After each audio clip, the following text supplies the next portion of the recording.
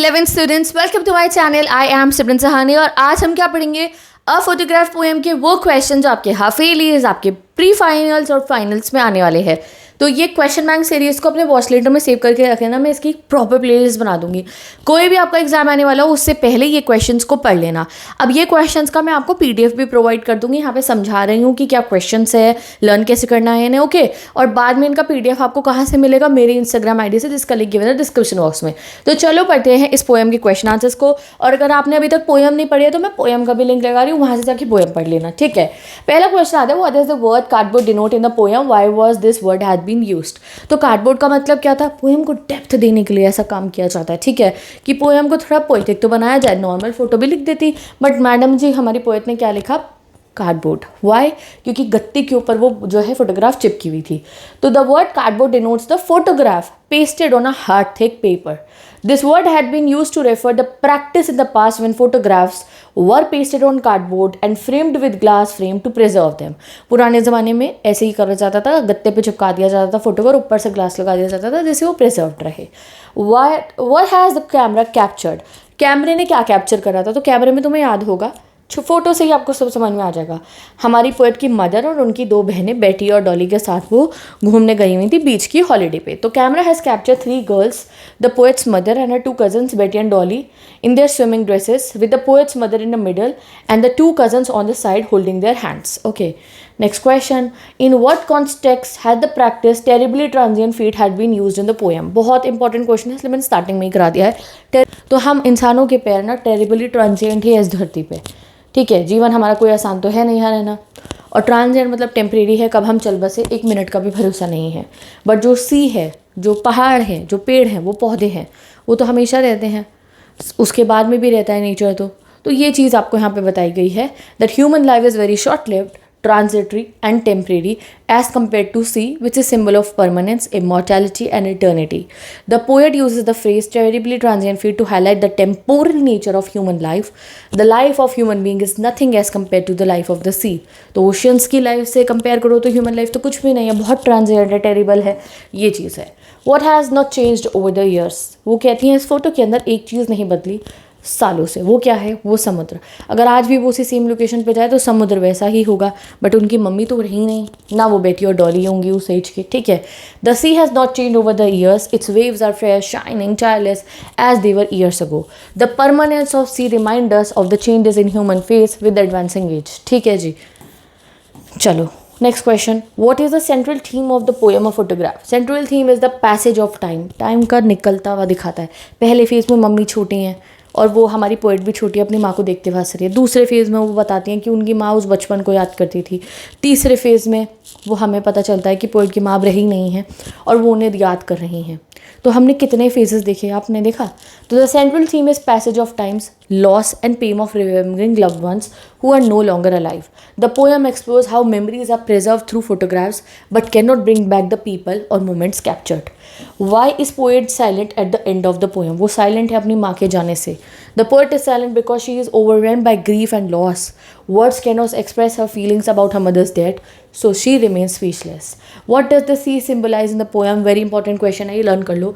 तो sea symbolize करता है eternity and permanence, while the people in the photograph have changed or passed away. The sea remains unchanged, highlighting the contrast between human life and nature.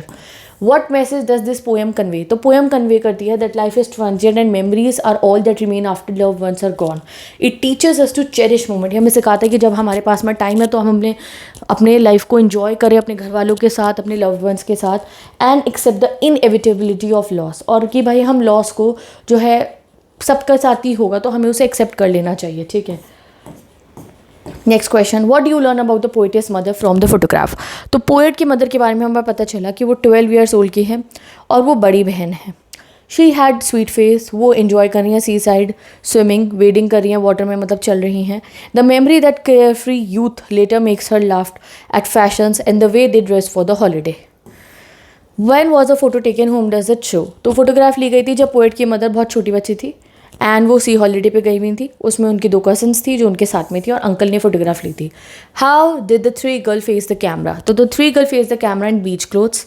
The wind had blown their hairs, their face and they were grinning through the hair, giving a natural unposed look. तो बिल्कुल candid photo थी। How did poet's mother look then, how did the sea look? So at that time, poet mother looked like a beautiful, lively girl with a sweet face. Sea appeared to be gently washing their feet and seemed unchained by time.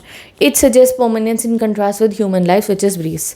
अब question है ना, इसका answer जो है यहाँ पे गलत लिखा है, तो इसको मैं चेंज कर दूंगी. अभी हम अगला क्वेश्चन पढ़ते हैं. Why do you think does the poet say nothing about her mother's death? वो क्यों नहीं कहती हैं? तो the poet finds no word to express her grief. उनके पास शब्द ही नहीं है. Death silences her. The quietness of the memory and the solemn feeling that follows the loss make it impossible for her to describe the death directly. Now explain the terribly transient fate. ये phrase important है exam के लिए.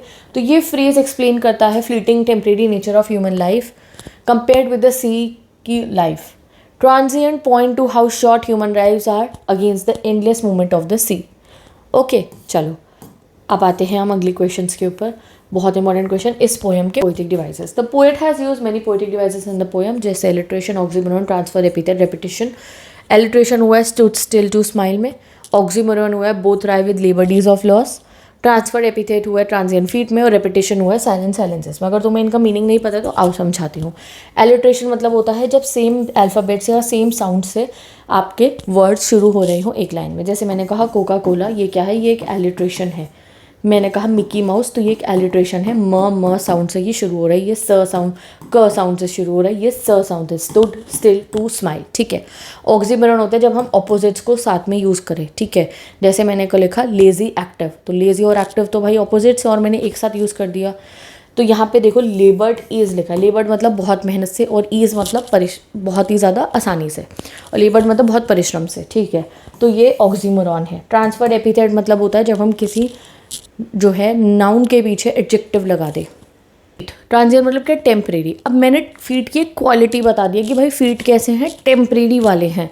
तो जो adjective मतलब क्या होता है? क्वालिटीज़ बताना. तो जब भी हम किसी ऐसी चीज़ की क्वालिटी लगा दें उसके पीछे जो है किसी भी नॉन लिविंग थिंग की ज़्यादातर, तो उसको हम क्या कहते हैं? उसको हम ट्रांसफर एपिथेट कहते हैं. जैसे मैंने कहा कि प्राउड चेयर, तो क्या कोई चेयर प्राउड हो सकती है? नहीं. मैंने उसको लिख दिया प्राउड चेयर, तो वो क्या हो गया? वो ट्रांसफर एपिथेट हो गया. रेपिटेशन मतलब वर्ड्स रिपीट हो रहे हैं, तो साइलेंसेस रेपिटेशन है. What does the word cardboard denote in the poem? So the literal meaning of the word cardboard is thick paper. Here the word denotes a wooden photo frame with a photograph fitted onto. This word has been used by the poet to suggest that it was a tradition to keeping photographs safe and secure for a long time. Poet's mother photograph was framed safely in the cardboard. Next important question बहुत ज़्यादा. What is the meaning of the line both wry with labored ease of loss? Both wry मतलब होता है परेशान होना, but आप बहुत दहाड़े मार के रो नहीं रहे हो. You are sad from inside. ठीक है.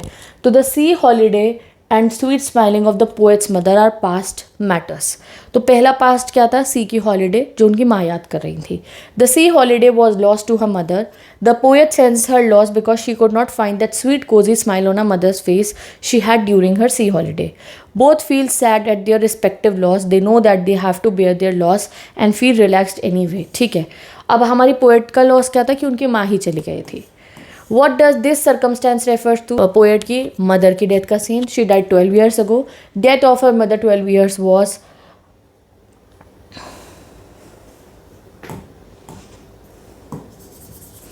Death of her mother was painful to her. Her death put an end to everything. She found herself speechless about this. तो अपनी माँ के जाने के बाद वो कहती है कि मतलब वो रह ही नहीं पा रही हैं, वो स्पीचलेस हैं, वो अंदर से खाली हो चुकी है. ओके. तो विद दिस हमने इस पोएम के भी इंपॉर्टेंट क्वेश्चन कर लिए हैं. ये वो है जो आपके हाफिली के लिए सबसे इंपॉर्टेंट है. Before your finals I create one more series जिसमें मैं आपको और हाई लेवल क्वेश्चंस कराऊंगी. ओके. तो विद दिस इस वीडियो को यहीं पे एंड करते हैं. मैंने डिस्क्रिप्शन बॉक्स में सारे लिंक्स लगा दिए, और येस एक और चैनल का लिंक लगाया, सिमरन सहानी इंग्लिश. यहाँ पर मैं आपको ग्रामर कराऊंगी फॉर योर क्लास 11, क्योंकि आपको टॉपिक्स बहुत सारे गिवन है बट पूछा बहुत कुछ नहीं जाता है. तो जितना आपको पढ़ना चाहिए, नॉलेज होनी चाहिए, वो सब मैं आपको वहाँ कराने वाली हूँ. तो उसे भी सब्सक्राइब कर लेना. Bye bye. Best of luck.